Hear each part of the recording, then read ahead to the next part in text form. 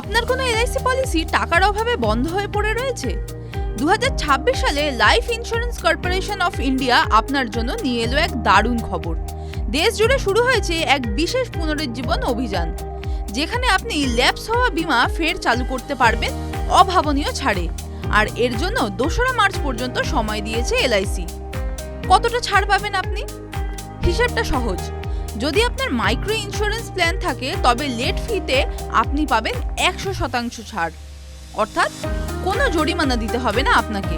অন্যদিকে নন লিঙ্কড প্ল্যানের ক্ষেত্রে ছাড় মিলবে 30% পর্যন্ত। তবে এই ছাড়ের সর্বোচ্চ সীমা রাখা হয়েছে 5,000 টাকা। কারা পাবেন এই সুযোগ?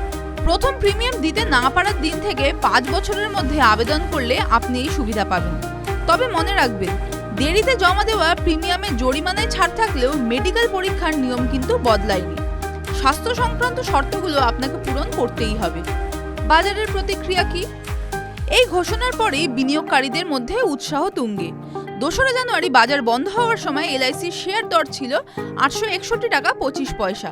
এর আগের দিনের চেয়ে প্রায় 0.99% বেশি।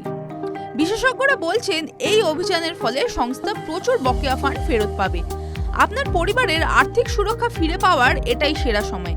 দেরি না করে আপনার নিকটস্থ এলআইসি এজেন্ট বা শাখায় যোগাযোগ করুন। টিভি9 বাংলা ডিজিটাল।